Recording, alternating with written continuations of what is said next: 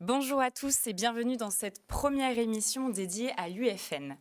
Alors, après une première édition à succès et à guichet fermé, cette compétition d'envergure mondiale est de retour le 21 janvier 2022 à Brest Arena. Au cours de cette émission, nous allons découvrir ensemble l'univers de la boxe. On va rentrer sans plus attendre avec mes invités qui sont aujourd'hui sur le plateau, les trois co-organisateurs de l'événement. Alors David Saliou, directeur Brest Arena, Bruno Briand, président Thai Boxing Club de Brest et William Wintenberg, président de l'UFN. Bonjour messieurs.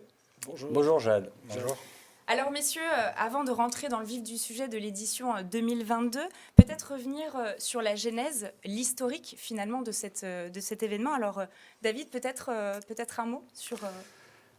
Un mot, puis un petit souvenir, c'est le moment où on a construit la Brest Arena.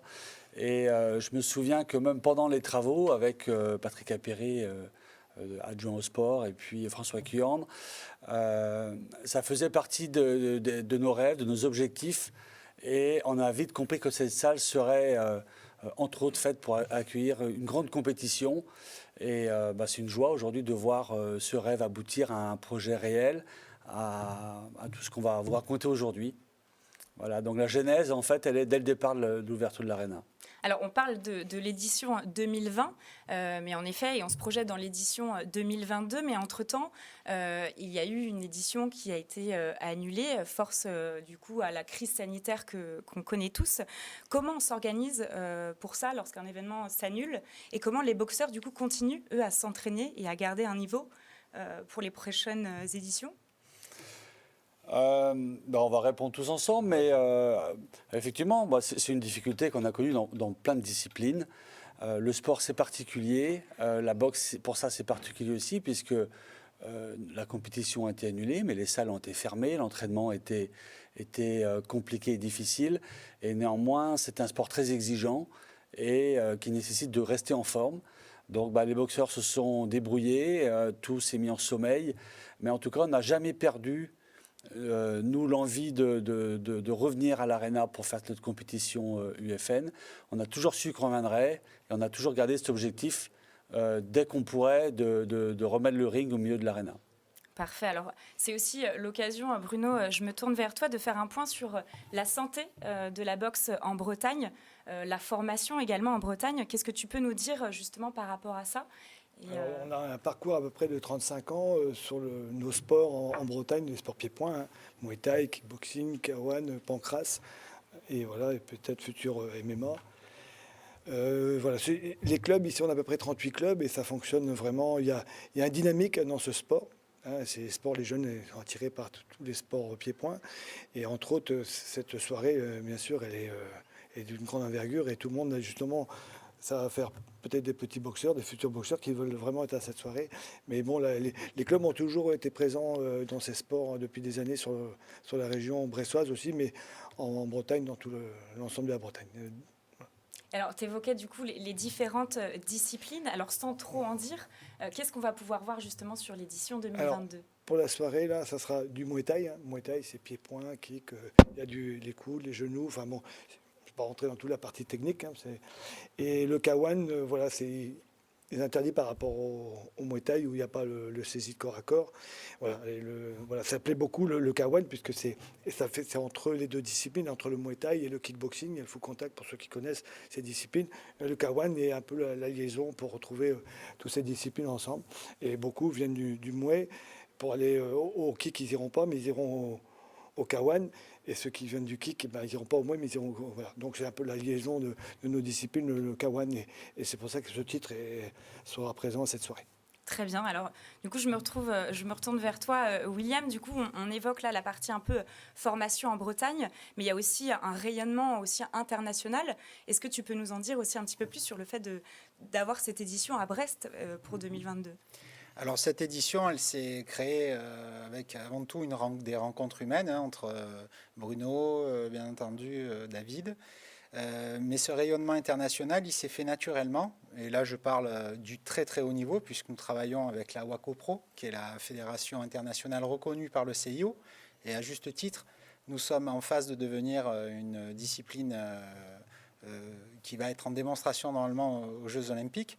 Alors, on ne sait pas encore si ce sera le Mouet ou le K1 ou le Kick, mais en tout cas, on est dans cette dynamique-là. Et donc, la WACO Pro nous a fait confiance. Ça, c'est un travail que l'on a fait, que j'ai effectué moi pendant de longues années sur différentes promotions et différentes productions. Et naturellement, à Brest, on a eu la chance d'avoir, vous avez la chance en Bretagne d'avoir de grands champions. Et alors, je pense à Yellow Batonon, mais je pense surtout à Cindy Perros, qui était déjà championne du monde, qui a fait une superbe rencontre sur la première édition et qui était prévue à l'affiche pour faire un championnat du monde. Et donc on se retrouve malgré tout. Il y a un heureux événement qui est arrivé à Cindy, elle en parlera certainement mieux que moi. Et on a quand même la chance d'avoir une grande combattante aussi bretonne que vous allez rencontrer et qui va défendre les couleurs de la Bretagne pour un championnat du monde WACO Pro. Donc c'est pas par hasard aussi qu'on est là pour monter un très gros événement, c'est parce qu'il y a de grands champions, de grands athlètes féminins et masculins en Bretagne, et surtout la WACO Pro nous fait confiance parce que la première édition a été une très belle réussite. Alors quand on parle de grands événements, du coup, je me tourne vers toi, David, notamment sur la partie équipement. On sait que Brest Arena, du coup, est une salle équipée pour du multisport. On en fait pour le hand, par exemple pour le BBH, le tennis pour l'Open de tennis, et un événement de boxe. Alors pourquoi, d'où est venu un événement de boxe, du coup ? Alors, dès le départ, l'ADN de Brest Arena, ça a été de couvrir des disciplines qui avaient du sens pour le territoire. Je m'explique. C'est de combiner à la fois l'excellence sportive du territoire et le niveau national ou international, le très haut niveau de compétition. Et donc, on accompagne plusieurs disciplines. Pour nous, la boxe était une évidence parce qu'il y a en Bretagne un vrai terreau de salles d'apprentissage, d'éducation ou en tout cas de formation de champions. Et donc la rencontre des deux, de l'Arena et de la boxe, était pour moi et pour nous une évidence. Donc à la fois mettre en avant la formation du territoire, la formation sportive, et les chemins d'excellence. Très bien.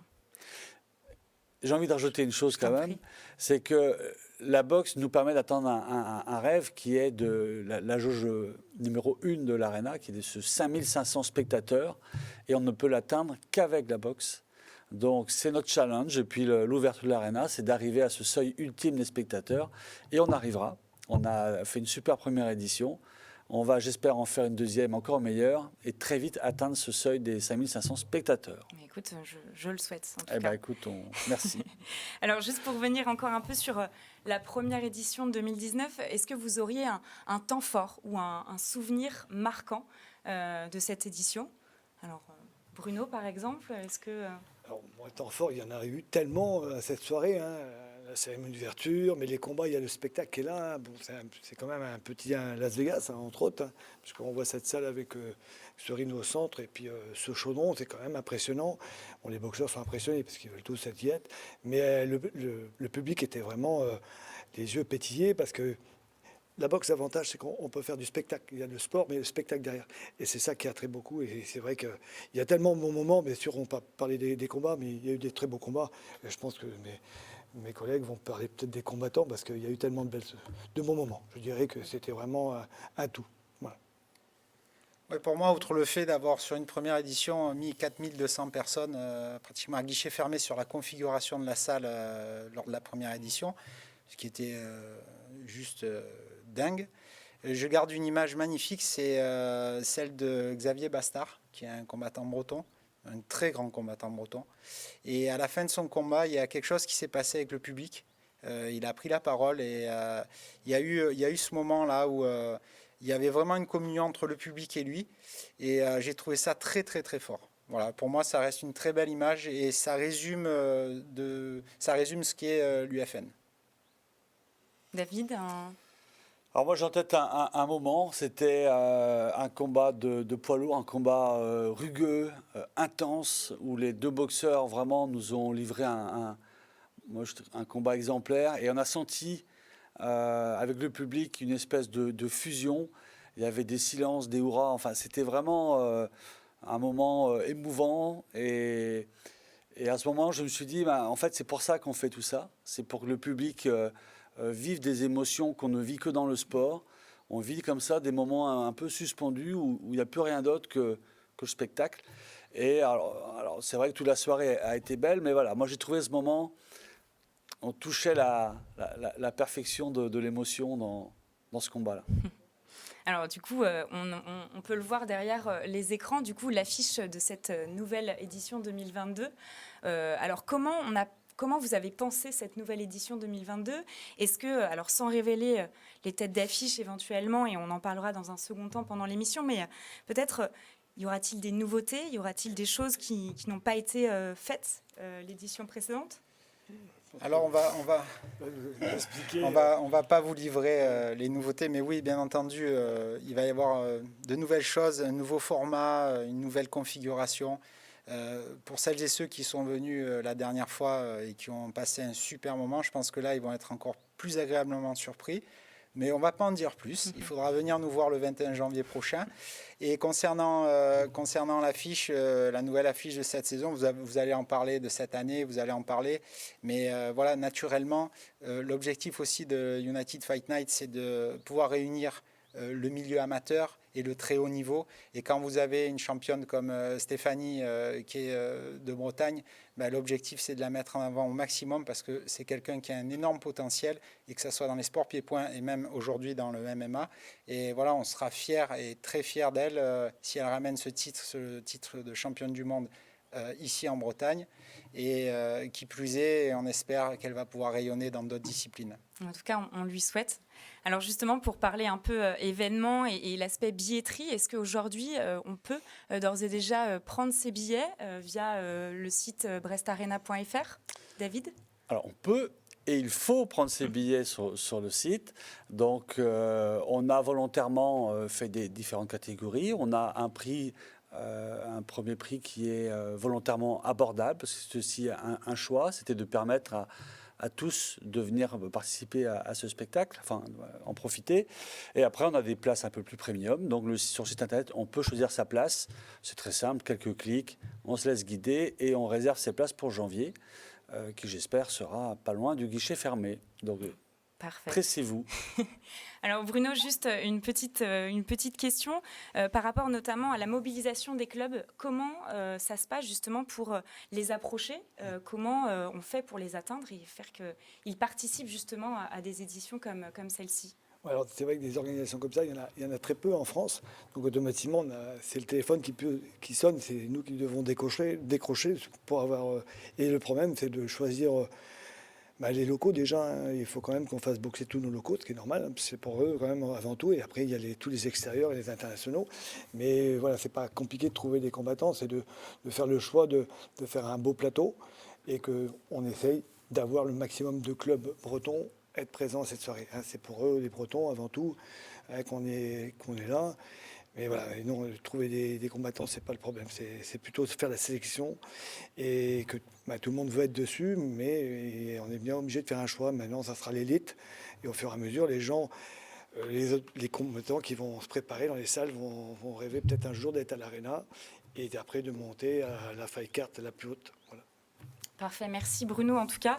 Merci à vous messieurs. Je garde Bruno avec moi en plateau où nous allons aborder du coup le plateau sportif en accueillant nos boxeurs qui seront présents à l'événement du 21 janvier 2022 à Brest Arena.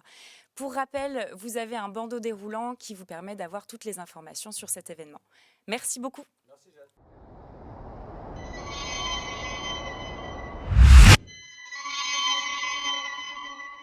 Bienvenue. Bonjour à vous. Bonjour. Donc sur le plateau, Julien Martinez, du coup, ancien compétiteur haut niveau et cofondateur de l'UFN et président du coup de Fight Gym Bossetan. Merci à vous d'être là. Merci à vous. Frédéric Manac, du coup, champion de France Pro dans sa catégorie en 2017.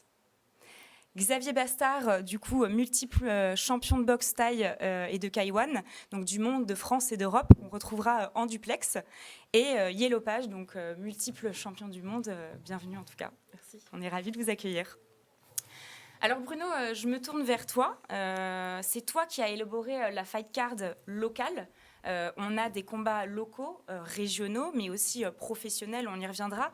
Peux-tu nous dévoiler quels seront les combats auxquels le public pourra assister lors de cet événement? Alors, on a fait une sélection. C'est pour la première partie, les amateurs vont pouvoir être à cette soirée. Donc, on a pris les clubs qui sont présents sur la région du Finistère, hein, c'est important. Donc, il y a, en combat, il y a plusieurs niveaux. Il y a des juniors, on va essayer aussi de faire boxer des juniors hein, qui peuvent faire du plein contact. Alors, les noms. Il y a tellement de noms, je ne peux pas donner tous les noms, mais en combattant, il y a aussi du classe A. Il y a plusieurs niveaux en amateur. Il y a 3 niveaux. Il y a les juniors, hein, qui boxent entre les juniors. Il y a les classes B et les classes A. Voilà, ça c'est la zone amateur. Et après, ça sera la fight card des pros. Voilà. Après, il y a plusieurs noms que je peux donner, mais c'est pas évident de choisir, de sélectionner pour comparer plus d'un ou d'autres. Mais voilà, en tout cas, les clubs bressois sont présents pour ce plateau.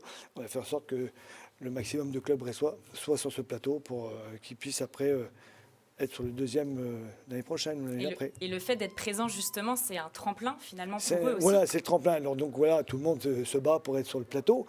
Et tous les clubs, justement, inspirent demain sur le UFN. Et donc, bon, ça met, bien sûr, de l'engouement dans toutes les salles, puisque bon, les gens, ils se disent, bon, tiens, pourquoi pas un jour, on sera sur le plateau de l'UFN. Donc, c'est bien pour les disciplines. Voilà. Il y a toujours une discipline. Après, il y a d'autres clubs qui font aussi des organisations, mais c'est vrai, celle-là est une envergure, une dimension différente. Et voilà. D'accord. Très bien, mais alors on n'a pas que des boxeurs locaux, mais aussi des professionnels. Donc c'est donc toi, Julien, qui a établi la fight card des professionnels. Donc Julien, peut-être un mot sur cette fight card de cette édition 2022 ? Alors, exactement, cette fight card professionnelle, c'est moi qui la gère, qui m'en occupe. Je ne vais pas vous dévoiler la totalité de la carte aujourd'hui. Bien entendu, j'en garde un petit peu en surprise. Je vais vous annoncer quelques noms, bien évidemment. Mais cette fight card, pour l'Arena de Brest, vu cette première édition qu'il y a eu, qui a été magnifique hein, en termes de combat, en termes de combattants, en termes de communion avec le public. Et il fallait, comme on dit, monter d'un étage au niveau de la qualité de combattants. Et même si ceux qui étaient présents l'année dernière, avant le Covid, étaient super, il fallait, on nous attend encore un peu plus, quoi. Donc, je vais vous annoncer déjà la venue d'un des meilleurs poids lourds français, c'est Aïssa Boualem, qui est originaire d'Arles. Actuellement, c'est ce qui se fait de mieux en France. Voilà, et qui boxe en France.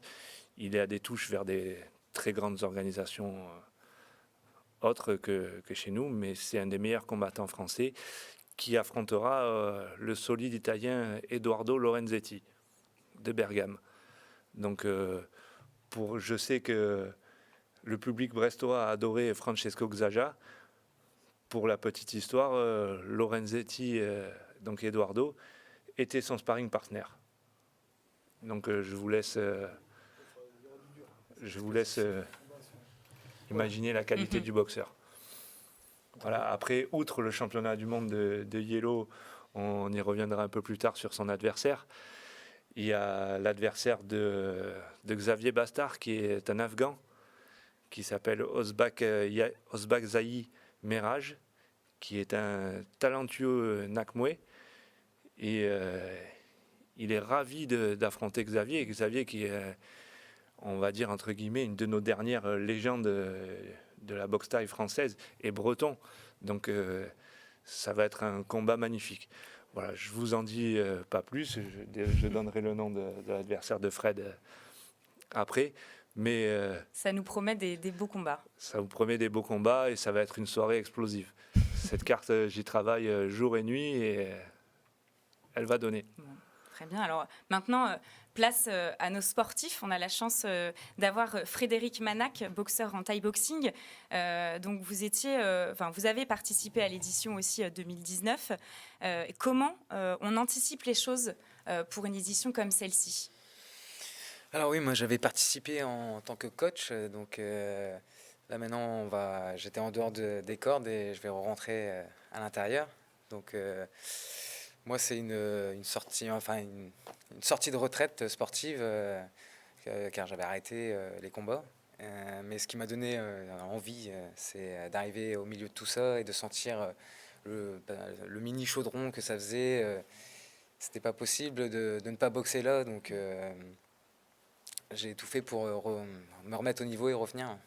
Et alors justement, vous évoquez cet aspect justement chaudron, et lorsqu'on rentre finalement dans un combat, comment on gère justement cette pression, en fait, cette adrénaline en fait qu'on ressent? Est-ce que, j'en sais rien, est-ce que vous avez par exemple un rituel ou quelque chose que vous faites avant chaque combat, ou est-ce qu'il y a quelque chose qui fait que voilà, ça vous met... Non, j'ai pas vraiment de rituel, pas vraiment de textile, enfin comment dire, d'objets d'objets fétiches ou quoi que ce soit. Moi j'y vais, comme tout le monde sait, avec mon mental, hein, c'est ma force c'est mon mental. Alors justement, Et comment ça se travaille le mental? le mental, ça se travaille à l'entraînement, en commençant à se rassurer, en étant prêt physiquement. Et après, une fois qu'on est prêt physiquement, ça vient au fur et à mesure, la préparation mentale. C'est naturel. Enfin, Après, on a ou on n'a pas le mental. Hein. C'est une boxe exigeante. Hein. Donc, 90%, c'est la tête qui commande. Voilà, donc, c'est ça. Ouais. j'ai pas vraiment de préparation. C'est là, c'est en moi et j'ai pas besoin de le préparer. Et alors, au niveau des entraînements, par exemple, si je prends sur une semaine, parce que du coup, vous avez aussi une vie, enfin, comment on concilie aussi la partie privée et professionnelle? Comment ça se passe en termes d'entraînement? Et dites-moi si je me trompe, mais il y a aussi que vous travaillez aussi en tant que postier. Oui. Donc, comment on gère justement entre la partie travail professionnel et les parties entraînement? Comment ça se gère C'est très compliqué. Après, j'ai une chance et en même temps, oui et non. C'est que je commence très tôt mes journées de facteur. Donc, je me réveille à 6h, je commence à 7h. À 2h15, j'ai fini ma journée. Donc, ça me laisse quand même toute l'après-midi après pour pouvoir m'entraîner. Nous, à la salle, on a des entraînements mardi, jeudi et samedi. Pour tous les autres jours, du coup, c'est du personnel. Hein. Faut aller courir, il faut s'entraîner tout seul. Du coup, c'est compliqué pour se préparer avec la poste des fois, parce que ça rallonge. Mais c'est un tout, parce que j'ai aussi une famille, j'ai aussi des enfants. Donc c'est des journées bien remplies. Je pense que quand j'arrive à me poser à 10h le soir, c'est déjà pas mal. Mais c'est un rythme qui me convient parfaitement. Ça me permet de rester tout le temps motivé, d'être tout le temps prêt pour n'importe quel défi. Alors on en parlait tout à l'heure, la phase de Covid justement, où on a ces salles qui ferment, on ne peut plus faire de combat finalement. Comment on s'entraîne ou comment on arrive justement à garder un niveau aussi haut et garder en fait la motivation aussi? Comment ça s'est géré? Comment vous l'avez géré? Comme pour tout le monde, hein, le Covid, ça a été très dur pour tout le monde, hein, toutes les salles, dans tous les sports. C'est plus pour d'autres, moi je dis en pied-point parce que nous, déjà le contact physique qui est important en boxe, on ne pouvait plus l'avoir. Donc c'était compliqué à gérer. Après, ouais, il faut savoir concilier et garder en fait cette motivation pour préparer les prochains combats. Ouais, pour garder les prochains combats et rester motivé. Et puis, comme on dit, il faut reprendre l'impact des coups parce que pendant tout ce Covid, on a pu faire du sport peut-être, mais après, la mise de gants et reprendre l'impact sur les... C'est ça qui est plus dur. C'est un Et c'est pour ça relâchement. qu'il faut faire attention et des blessures qui arrivent dans beaucoup de sports, Bien quel sûr. que soit le sport, parce que justement, c'est les impacts qui sont souvent plus durs. Voilà. Et Parce voilà. que pendant Donc, ces faut- 2 ans, on n'a pas de salle, mais on essaye quand même de se maintenir au niveau, mais on ne peut pas se maintenir vraiment au niveau, au niveau pour boxer. On peut rester en forme et se tenir prêt à reprendre un entraînement plus dur, quoi. Ok, d'accord. Déjà, c'est difficile en temps normal pour un boxeur promotionnel, un pied-point, de concilier son travail et sa vie de boxeur après, contrairement aux footballeurs ou aux rugbyman, sans faire office à leur sport, où eux se consacrent qu'à leur sport. Eux sont obligés de concilier leur emploi et leur vie de boxeur. C'est une motivation pour eux supplémentaire et c'est compliqué. Très bien, merci beaucoup. En tout cas, alors, et maintenant, on va s'arrêter sur Yellow Page. Un grand rendez-vous pour toi, c'est le combat en tête d'affiche de cette édition, le combat phare finalement de cette édition. Alors, Yellow Page, même chose. Comment on gère en fait cette veille de combat, par exemple, et cette pression aussi, j'imagine. Comment tu te prépares aussi toi avant un combat ou, alors après. Pas obligé de mettre les secrets et ça. Ouais, non, mais ça, je le gère plutôt bien. Enfin, je le gère mieux que de venir sur le plateau d'ailleurs. Je trouve ça moins stressant, moi, pour ma part, de boxer. Et après, ouais, c'est du mental. Enfin, c'est une préparation. Il faut savoir relâcher la pression au bon moment, quoi. C'est comme une cocotte minute. Il faut enlever le couvercle au dernier moment quand on monte sur le ring, quoi. Voilà. Alors, par exemple, moi, je m'intéresse aussi. Qu'est-ce qu'on mange, par exemple, la veille d'un combat? Là, en ce moment, moi, je mange des choux, du poisson, j'enlève les féculents, tout ça, quoi. Ouais, quelque chose d'assez léger, Ouais. finalement. Ok, pour être très bien. Un régime. Très bien. Et alors justement, on évoquait tout à l'heure qu'est-ce qui fait, alors peut-être parmi tous les combats que tu as pu faire, est-ce qu'il y a un combat ou un moment ou un souvenir que tu as qui t'a marqué sur toute la carrière que tu as pu faire, quelque chose qui te vient en tête et qui qui a été un moment phare Il y en a tellement, là. Ouais, enfin, chaque combat, c'est un souvenir, en fait, donc je pourrais pas dire lequel. ouais. Mais là, Plus de 100 combats, ce qui C'est est dur. assez exceptionnel. Hein.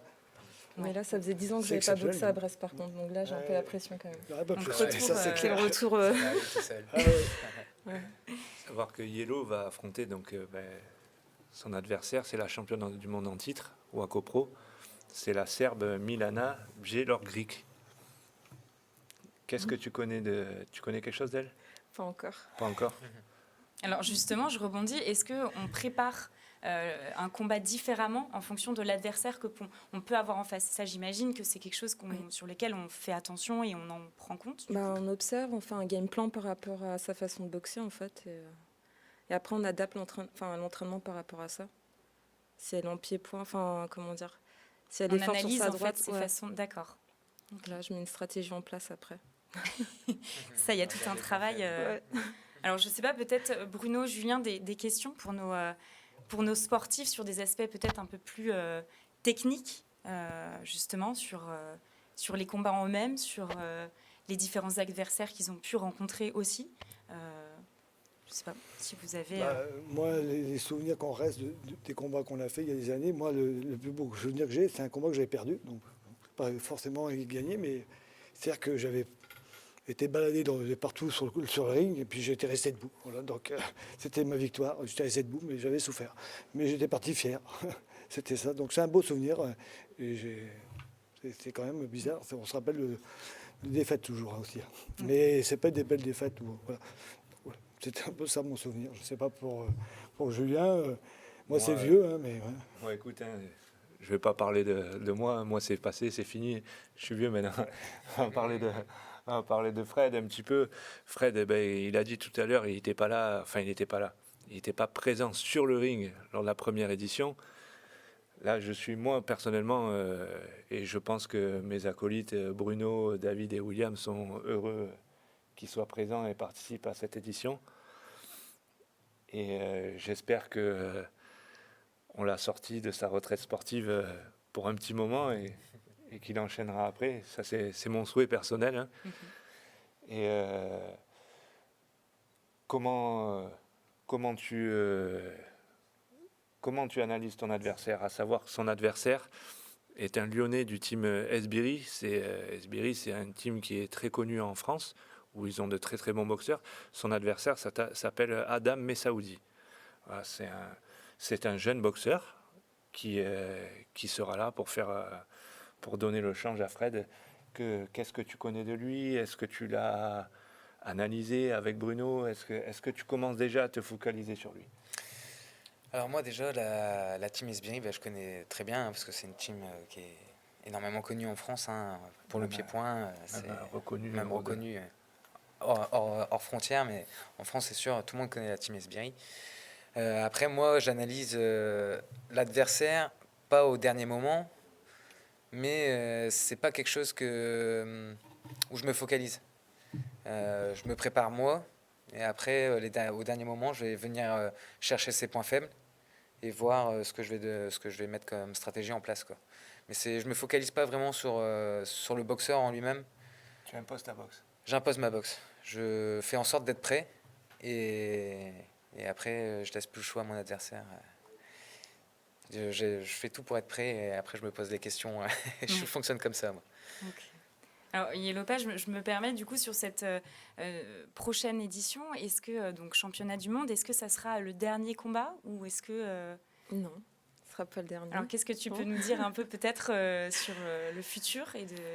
Moi, je fais un peu de tout. Je fais du kickboxing, du K1, du MMA aussi. Là, prochainement, je pars en Russie la semaine prochaine. Donc, j'espère pas que ce sera le dernier le 21 janvier. J'espère encore pouvoir boxer longtemps. Longtemps. Pas trop non plus, mais... Donc voilà. Je voudrais encore d'autres ceintures le plus... Jusqu'à voilà. Jusqu'à ce qu'il n'y ait plus de place chez toi. Ouais. Qu'il n'y ait plus de place. Voilà. Je veux pas avoir de regrets, quoi. Ouais, c'est Donc, ça. je continue. Voir que Yellow, comme elle a dit, elle boxe un peu dans toutes les disciplines. Plus de 100 combats. Elle a l'expérience. Elle est dans le circuit. Elle est connue. Elle est reconnue. Moi, je suis heureux qu'elle fasse un championnat du monde chez elle. Là, il y a 2 ans, on avait fait un championnat du monde de K1. Malheureusement, notre Français a perdu son titre. Là, j'espère que la Serbe, elle va venir de Serbie avec son titre et qu'elle repartira sans et que le titre restera à Brest avec Yellow. Je vais travailler pour. Ouais, j'en doute pas. J'en doute pas. On en a discuté un petit peu. Pour moi, je pense que tu es prête et tu le seras le jour J comme d'habitude. Alors justement, pour être prête à un combat comme celui-ci, on l'évoquait tout à l'heure, le côté vie personnelle et vie professionnelle, comment toi tu le gères aussi? Est-ce que c'est quelque chose qui aujourd'hui, c'est un rythme que tu as pris et qui... Oui, moi là, je viens de carrément changer de ville. Avant, j'étais à Paris, ça faisait 12 ans. Donc là, je suis revenue en Bretagne en février. En ce moment, je suis poissonnière. Du coup, j'ai une patronne super sympa avec moi. Dès que j'ai une compète, elle me laisse partir ou elle me laisse une semaine de repos avant le combat. Donc, pour l'instant, ça va. J'arrive à bien gérer les deux. J'ai de la chance. Voilà. Parfait. Et après, comme je dis, c'est une passion. Moi, je m'amuse. Donc, oui. Voilà. C'est que du plaisir. Ouais, vraiment. Je m'éclate et j'éclate. Écoutez, merci beaucoup. Merci à tous. Pour vos témoignages.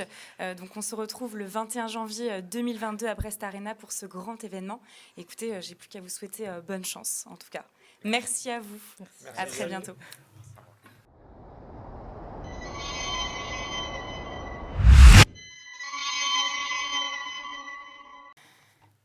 Alors ce genre d'événement ne pourrait pas avoir lieu sans partenaires et on a le plaisir d'en accueillir avec nous.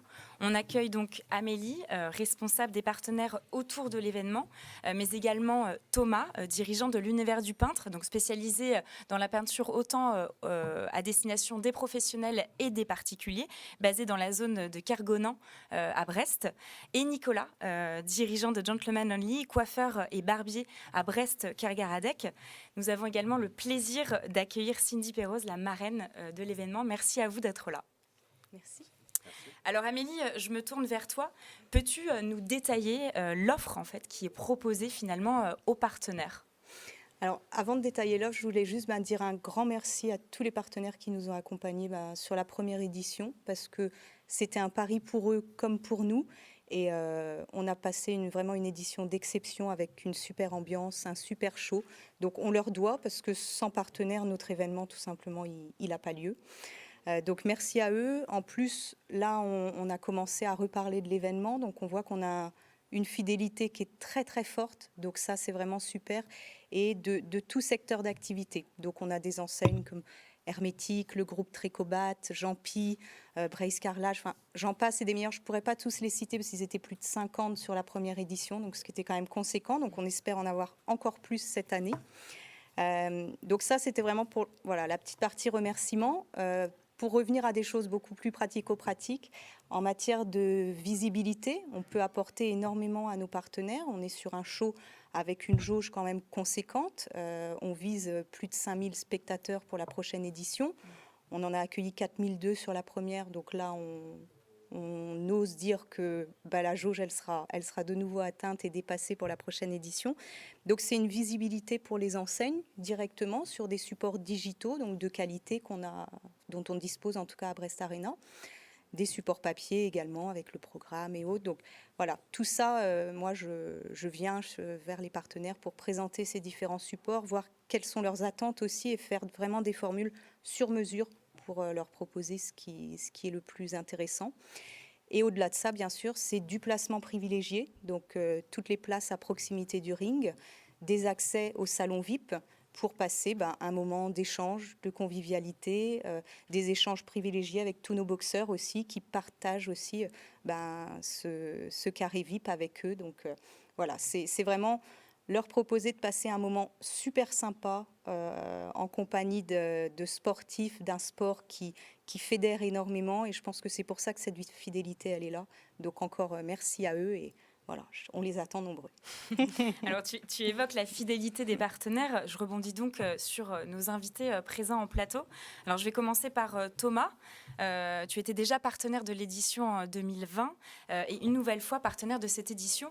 Peux-tu me dire en quelques mots ton engagement en fait aux côtés de l'UFN? Pour toi, la boxe véhicule des valeurs dans lesquelles tu te retrouves finalement? Oui, effectivement, on a décidé après le grand succès de la première édition de renforcer ce partenariat, parce que ça nous semble important d'accompagner avec nos moyens une compétition telle que celle-ci. Et puis ça met aussi un focus sur notre belle ville de Brest, donc c'est toujours intéressant. Bon, après, Amélie a fait son job aussi pour venir nous voir et nous proposer tout ce qu'elle vient d'évoquer. Après, c'est vrai que pour nous, chez l'Univers du Peintre, ça a toujours été un vecteur important, le sport, quel qu'il soit, dans tous les domaines, aussi bien sur le monde amateur que professionnel, aussi bien féminin que masculin. Donc, c'est avec grand plaisir qu'on accompagne ce tournoi, voilà, et puis on va continuer à soutenir le sport de façon générale en Finistère, c'est important. Concernant les valeurs, voilà, c'est le respect, l'humilité, la rigueur. On essaie en tout cas dans notre quotidien chez l'Univers du Peintre de prôner ces valeurs au sein de l'entreprise. Très bien, alors si je ne me trompe pas, une séance de shooting photo avec notre championne Yellow Page est prévue. Alors pour toi, l'engagement féminin finalement dans la pratique du sport est important. C'est extrêmement important pour moi. En fait, on défend l'idée tout simplement que la femme est autant capable dans n'importe quel métier, dans n'importe quelle activité sportive, culturelle, autant capable que de faire un shooting photo avec Madame Page, même si on prévoit Amélie dans la confidence, mais quelque chose d'un peu différent d'un shooting photo. Mais bon, ça, c'est rendez-vous le 21 janvier pour le savoir. Voilà, donc tout simplement, toujours ravi de ça. Merci beaucoup Thomas. Alors du coup, sur l'UFN, il y a des partenaires fidèles aussi depuis la première édition, mais il y a aussi de nouvelles enseignes qui rejoignent l'aventure. Donc c'est ton cas, Nicolas. Tu es avec Françoise, donc ta compagne, le dirigeant de Gentleman Only, coiffeur et barbier à Brest, Kergaradec. Et tu seras partenaire de la prochaine édition de l'United Fight Night. Quelles sont les raisons qui t'ont séduite aussi pour rejoindre cette aventure sur cette nouvelle édition? Ouais. En fait, les raisons, il y en a plusieurs, elles sont nombreuses. Je pense qu'on a certaines similitudes au niveau du sport. C'est un centre qui est totalement dédié à l'homme. Mais soutenir le sport, là, vraiment, notre priorité, c'est vraiment d'être là pour les sportifs, pour avoir mettre de la lumière sur les gens qui le méritent. Très bien. Alors, je crois savoir que vous avez à cœur d'accompagner justement des projets en local. Et le fait que l'UFN s'ancre sur le territoire brestois est donc une belle occasion finalement de créer un partenariat fort et de pouvoir communiquer aussi sur vos futurs projets. Alors, qu'en est-il de ces futurs projets ? C'est ça. Donc, en fait, en futurs projets, on essaye de se mettre aussi un petit peu au niveau de la métropole brestoise, qui est une métropole qui est très, très active. Donc, aujourd'hui, on essaye de suivre le rythme et on a en prévision, on est en cours d'ouverture pour un centre de bien-être dédié uniquement à la femme. Donc voilà, donc, un peu comme on disait, comme l'UFN, le plateau de combattants est aussi bien masculin que féminin. Donc à l'heure d'aujourd'hui, on essaye de s'occuper aussi bien des hommes que des femmes. Très bien. Merci beaucoup, en tout cas, pour votre témoignage. Alors, je me permets juste de couper. On a du coup en duplex Xavier. Ça reste les mêmes que mes précédents combats. C'est vrai que là, je travaille le foncier, je me remets dedans parce que c'est vrai que au dernier UFN, par exemple, j'avais dit que j'arrêtais les combats sur le ring, mais je garde toujours la forme parce que je sais que ma salle de sport, je reste toujours dedans. Donc, en renforcement musculaire et pour le travail de boxe. Donc là, on va tout simplement affiner le travail jusqu'au jour J. Merci en tout cas pour votre témoignage. Donc du coup, on continue. Qui dit partenaire dit aussi partenaire privé. Mais un tel événement ne pourrait pas avoir lieu sans un partenaire public. Je vous invite à quitter le plateau. Merci en tout cas. Merci. Et j'invite Patrick Capéré à nous rejoindre sur le plateau.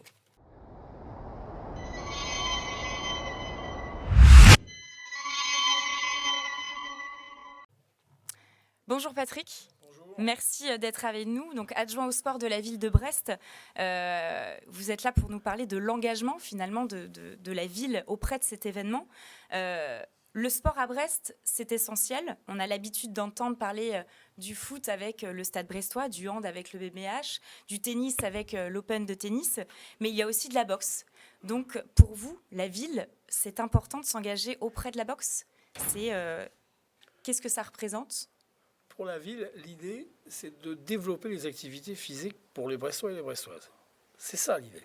Et le résultat, il est assez intéressant puisque Brest, c'est 228 associations sportives, c'est plus de 110 activités sportives différentes, donc une dynamique extraordinaire. On fixe un cadre qui est des dates qui vont être réservées à ça, 34 ou 35 dates sur l'aréna de Brest. Et donc ça nous confie, à moi et à mes équipes, une responsabilité, c'est de voir comment on va faire pour que dans cette aréna, on a du spectacle qui permette aux gens de venir avoir du goût à participer, et en même temps, comment on va faire en sorte de promouvoir les activités sportives. Alors c'est ce qu'on a fait. On a dit, avec David Saliou et ses équipes qui gèrent cette aréna, on s'est dit, les amis, voilà ce qu'on va faire. On va partir de nos clubs brestois, là où ils ont des envies de construire du spectacle, et on va partir dans ces organisations-là. Donc moi, j'ai fait un peu le tour de France au début pour aller voir les fédés de basket, de gym, de bazar, etc., pour leur présenter le bel outil que nous avions à Brest. Et puis les clubs, eux, de leur côté, se sont inscrits dans des démarches de réception des grands événements. Championnat de France, championnat d'Europe, championnat du monde, et donc forcément la question de la boxe. Alors pourquoi la boxe à Brest ? Alors je ne sais pas, c'est de l'intuition, mais on est une ville portuaire. Ville portuaire, on a des hommes forts, c'est comme ça la nature d'une ville comme la nôtre, avec à la fois des dockers, à la fois des gens de la réparation et de la construction navale, à la fois des marins qui aiment la boxe. Et à tel point d'ailleurs que la plus grande salle de Brest ça s'appelle la salle Marcel Cerdan, qui est actuellement en fin de vie et qui a été remplacée par l'Arena. Donc on voit qu'on a une petite signature d'un coup de s'apercevoir que dans l'ADN de cette ville de Brest, la boxe a sa place. Puis après, on a des clubs. On a vu Bruno Briand tout à l'heure, on a des grandes championnes, Cindy, on a quelques champions. On s'est dit, est-ce qu'on n'aurait pas quelque chose à faire à l'Arena pour ça ? Donc forcément, on appuie sur le bouton David Saliou, on appuie sur le bouton Bruno Le Briand, et puis après on va regarder au niveau national, on appuie sur différents boutons pour trouver au niveau national des amis qui sont capables de dire je vais t'aider à faire ça. Et c'est un peu ce qui s'est organisé. Donc on est parti. Et l'intérêt de la boxe, c'est qu'il me semble que d'abord, les gens aiment ça. Il y a du spectacle, du vrai spectacle pour une grande salle. C'est aussi un lien assez fort avec la culture. On met en scène. Les boxeurs rentrent, la musique et les spectateurs se prennent au jeu. C'est formidable. Ce qu'on a fait sur la première édition, on a une ambiance de fou. Enfin, c'était fantastique. Les boxeurs ont montré leur talent et puis le spectacle était extrêmement bien organisé. Alors forcément, quand vous réussissez un coup magique comme ça, avec Cindy, avec d'autres qui boxent et qui font que tous les spectateurs se lèvent derrière, parce qu'ici on est en Bretagne et les Bretons aiment bien. Vous avez vu tout à l'heure Bruno expliquer que la première chose qu'on va faire, c'est faire boxer comme nos amis bretons, tous les clubs du coin, etc. Parce qu'on a une forte identité sur cette question. Et en même temps, on veut aussi avoir l'excellence sportive. Donc on marie tout ça et on arrive à faire ce bel événement qui aura lieu, je crois, fin janvier. Et donc voilà, c'est un peu ça la musique. Et on est assez heureux d'y participer pour la ville. Et alors vous y étiez justement à l'édition 2020, vous l'évoquiez. Est-ce que vous avez un souvenir marquant justement de cette première édition? Cindy, bien sûr, qui gagne. Le copain ukrainien là, qui gagne aussi dans un combat. Et puis les derniers combats de poids lourds, là, où le bruit, une sensation de... On se sent tout petit. Et puis cette animation, ces lumières, c'était la fête de façon tout à fait extraordinaire à l'Arena. Et quand on discutait à la fin avec des gens qu'on connaissait, c'était le plaisir d'avoir passé une belle soirée. Et ça touche un élu. C'est dit, tac, on est bien dans ce qu'on a à faire, c'est-à-dire faire en sorte que dans cette bonne ville de Brest, les gens soient heureux, participent à des choses utiles et qu'en même temps, c'est organisé par nous-mêmes. On n'a pas acheté sur l'étagère cette affaire, on le construit ensemble et les clubs sont la première matière de la construction. Et ça, c'est super. Merci beaucoup, Patrick, en tout cas pour votre témoignage. Et je vais conclure bien sûr avec de la boxe, mais bien sûr avec notre marraine, Cindy Perrose. Merci d'être là. Donc Cindy, on ne vous présente plus, championne promotionnelle du monde de kickboxing. Vous êtes notre marraine aujourd'hui pour cette édition. Vous êtes aussi bretonne. Un tel événement organisé, qu'est-ce que ça vous évoque? Qu'est-ce que ça vous... Moi, je suis fière qu'il y ait un événement de boxe aussi grandiose, aussi spectaculaire sur Brest, parce que c'est vrai que j'en ai fait des galas de boxe, j'en ai pas fait beaucoup à ce niveau-là, même si j'ai fait plusieurs championnats du monde, etc. C'est vrai que la qualité du spectacle est quand même incroyable, la salle est incroyable. Voilà, c'est un vrai show et ça, c'est sensationnel. Vous deviez normalement du coup être présente sur le ring le 21 janvier. Un euro-événement est arrivé. D'ailleurs, question intéressante, comment concilier finalement un sport de très haut niveau comme vous avez et gérer justement une grossesse aussi à côté? Alors après, la période Covid à laquelle on a été confronté a mis les sports de combat sur ces 2 dernières années un petit peu en parenthèse. C'est vrai que moi, c'était pas prévu forcément pour cette année, mais je me suis dit, là, tout est à l'arrêt, c'est le moment d'y aller. Ça a marché, donc voilà, je suis partie dans cette aventure-là aussi. Je n'arrête pas la boxe pour autant, c'est une pause. Maintenant, c'est vrai que il faut 9 mois, il faut s'en remettre un petit peu, j'imagine, après. Donc, malheureusement, je ne peux pas boxer et tenir mes engagements sur l'édition du prochain UFN. Je serai là sur deux éditions et évidemment, je serai présente à cette édition 2022. Je suis très contente d'être la marraine de l'événement. Comme je disais tout à l'heure à William, j'aurais été très déçue de finalement n'avoir aucun rôle à jouer sur cet événement-là, parce que c'est vrai que la première édition avait été un un super succès. J'avais pu boxer pour un gala. Là, je devais boxer pour un championnat du monde. Je m'étais dit, avant d'arrêter, je fais un dernier championnat du monde. Je vais toujours le faire. Bon, pas en 2022, mais un petit peu plus tard. Et voilà, donc de pouvoir être la marraine de l'événement, c'est top. Et si, alors d'ailleurs, il me semble que aussi du côté de votre famille, vous avez été aussi baigné finalement dans ce monde-là aussi par vos parents, qui avaient aussi un lien avec la boxe en général. Est-ce que pour vous, ça a été finalement une évidence aussi d'être Oui, après c'est vrai le monde de la boxe, c'est quand même un milieu particulier.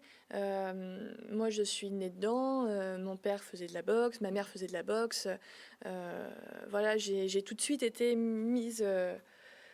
Je traînais au pied des rings petite. L'odeur du camphre, j'adorais ça. Je traînais dans les vestiaires. Enfin, voilà, c'est un milieu qui m'a tout de suite plu, mais parce que j'étais dedans. Et voilà. Alors après, comme tout adolescent, tu te cherches, tu te dis bon, est-ce que je vais faire ça tout. Et en fait, même si j'ai essayé de partir à un moment donné pour tester autre chose, je suis quand même revenue parce que finalement c'est ça que j'aime. Et puis peut-être que la petite qui est dans mon ventre fera de la boxe aussi après, on ne sait pas. Hein. Exactement, c'est vrai. On ne sait pas, l'avenir nous le dira du coup. En tout cas, je vous souhaite bonne continuation et j'espère vous revoir très vite du coup sur le ring et continuer vos combats. Merci Patrick en tout cas. Rendez-vous du coup le 21 janvier 2022 à Brest Arena. En attendant, n'hésitez pas, toutes les informations et billetteries sur le brestarena.fr. Merci et à bientôt.